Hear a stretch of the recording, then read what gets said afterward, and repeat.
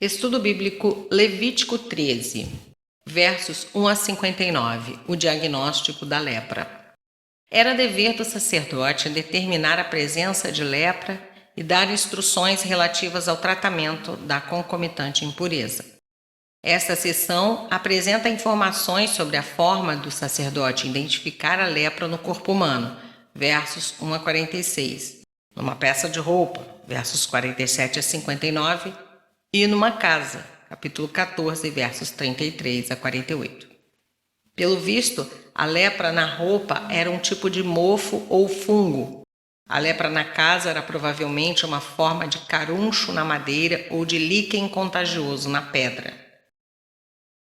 Versos 1 a 44. A lepra no corpo.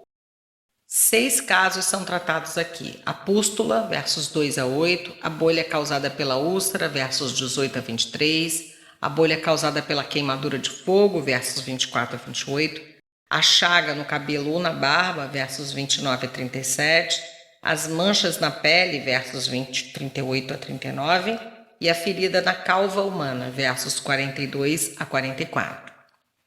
Verso 2. Lepra. Este termo genérico era usado para descrever uma variedade de doenças e até o bolor ou manchas nas vestimentas e nas casas, versos 47 a 59, capítulo 14, versos 34 a 53. Incluía certa impingem, uma doença que era confundida com a lepra, verso 39. A lepra tuberosa começava com pústulas vermelhas e produzia manchas e deformações, as lepromas. A lepra de ordem neurológica paralisa os nervos de tal maneira que os membros se tornam entorpecidos, atrofiados e sem vida. Seja qual fosse o tipo de lepra, a lei exigia que a doença fosse observada a fim de debelá-la, ou seja, combatê-la nos seus estágios primários. Verso 3. E o declarará imundo. A imundícia aqui deve ser entendida como tudo aquilo que não estava de acordo com a vontade de Deus e com a sua santidade. Suas causas podiam ser fatos associados à paternidade, maternidade, doença, capítulos 13 e 14, números 5, 2 e 12, de 10 a 14, ou a morte, números 5, versos 1 e 2, 31, versos 19 e 35, verso 33. Todas essas coisas afastam-se da perfeição que Deus pretendeu na criação. Em outras palavras, as leis sobre a impureza faziam o povo lembrar-se constantemente dos resultados devastadores do seu pecado. Verso 8. Examinará. Entre as muitas doenças semelhantes à lepra propriamente dita, havia a escrófula, que produz tumores, a eczema, a micose e várias dermatites, as quais os sacerdotes precisavam conhecer para identificá-las em cada caso individualmente. Versos 12 e 13. Talvez a doença da pele, mencionada nesses versículos, possa sugerir que quando o pecado se torna claramente visível ao pecador, a situação se transforma totalmente.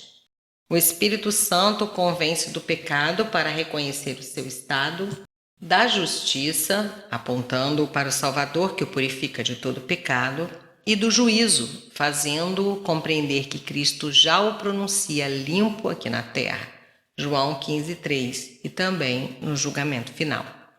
Esta mudança sobrenatural e eterna se simboliza nos versos 16 e 17. João 16, versos 7 a 11.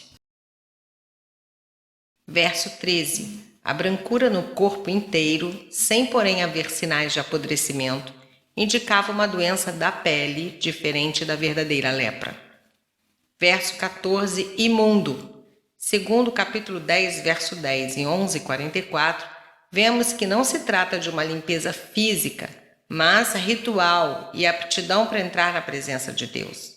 O leproso não estava só socialmente morto, mas era o portador de contágio que ocasionaria a mesma morte a quem ainda estava socialmente vivo. Não há ritual para limpar o leproso, mas há provisão para pronunciá-lo limpo caso se livrasse da doença. Quem tocasse em qualquer forma de imundície humana era considerado culpado, capítulo 5, verso 3, e teria que trazer uma oferta pela culpa, segundo as instruções divinas. Nota: quando o Senhor Jesus Cristo, movido de íntima compaixão, tocou num leproso, este sarou no mesmo instante. Marcos 1, versos 40 a 42.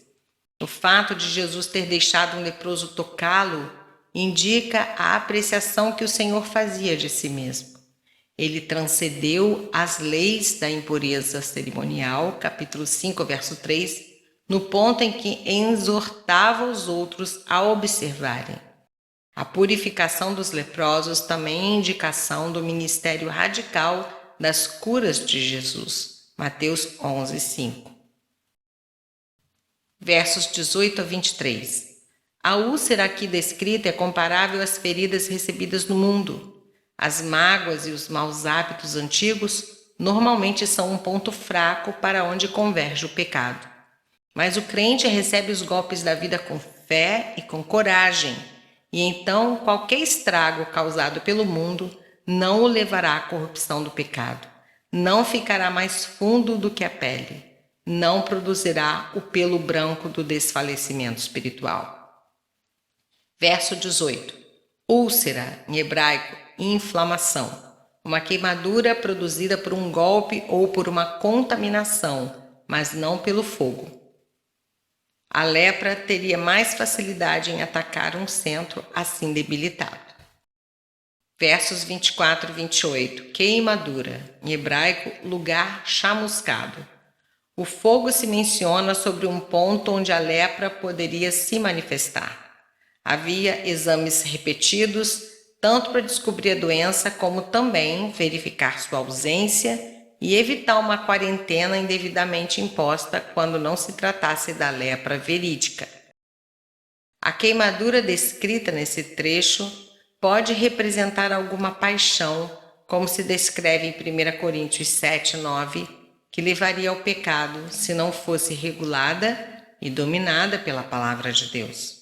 Os impulsos naturais são parte do nosso ser, mas não nos devem imergir no pecado.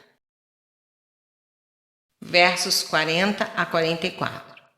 A queda do cabelo também não era necessariamente um sinal de lepra. Esses sintomas físicos manifestam a dificuldade de se diagnosticar a lepra, assim como de se sondar o coração humano em relação às suas intenções pecaminosas. Jeremias 17, versos 9 e 10. Versos 45 e 46. Se fosse realmente leproso, o homem deveria aparecer como quem está de luto e recluir-se em quarentena. Jó 2, versos 7 e 8. Era considerado imundo pelo fato de sua doença poder ser transmitida a outros, e era também ritualmente imundo, o que quer dizer que, mesmo depois da cura, só podia ser considerado limpo depois de ter sido ritualmente purificado. Capítulo 14, versos 1 a 32. Nota: com o desenvolvimento posterior das sinagogas, os leprosos foram admitidos ao culto num lugar à parte. Entravam no local do culto antes dos demais adoradores e saíam depois que a congregação deixava o recinto. Essa doença pode ser encarada como símbolo do pecado nos seguintes pontos. 1. Era contagiosa, assim como a natureza decaída de Adão passou para todos os homens. Romanos 5,12. 2. Era progressiva. Os pecados e os hábitos depravados tendem a aumentar, dominando suas vítimas. 3. Era motivo de isolamento. Assim como o pecado causa separação de Deus, Isaías 59, de 1 a 2, e separa os vários membros do povo de Deus, 2 Coríntios 6, 17. 4. Causa angústia, tormento e até morte, Romanos 6, 23. Verso 56. Sendo as vestimentas de tecido e não um organismo vivo, a remoção da parte afetada deveria pôr fim à praga. Havia uma semelhança à lepra no fato de existir a mudança de cores nas manchas, para o verde ou para o vermelho, o que provavelmente era devido à atuação de cogumelos. A limpeza e a higiene exigiam que a praga fosse interrompida e removida. Alguns acham que esse trecho se refere ao bolor, ao mofo ou à mangra, o fungo. Nota: em muitos pormenores, as leis sobre a lepra se assemelham a realidades espirituais sobre a contaminação do pecado, como observamos em alguns comentários acima. Os sinais são: 1. A inchação, sugere orgulho. 2. A pústula, sugere a deformação produzida pela sensualidade. 3. A mancha lustrosa, talvez o brilho da falsa religiosidade, a hipocrisia. São, portanto, os pecados: 1. Da mente, 2. Do corpo e 3. Do espírito. Quem pronuncia sobre este estado é o sacerdote, assim como o ministro reconhece os sinais do pecado e os anuncia ao povo. O pronunciamento eterno sobre o estado final do pecador só pode ser feito por Jesus Cristo, o único sacerdote eterno e perfeito, e só ele tem poder para salvar a vítima do pecado. Hebreus 7, versos 23 a 27. Percebe-se nesse capítulo que nada há que o sacerdote humano possa fazer para eliminar a lepra, e muito menos o pecado que simboliza. A responsabilidade dos crentes espirituais, Gálatas 6:1, é perceber a doença e a cura, separando os doentes e recebendo os curados da plenitude da comunhão. A lepra é contagiosa, o pecado o é também. A doença espiritual se reconhece quando as obras da carne se revelam de maneira crua e dramática em nossas vidas. Versos 14, 15 e Gálatas 5, versos 19 a 21.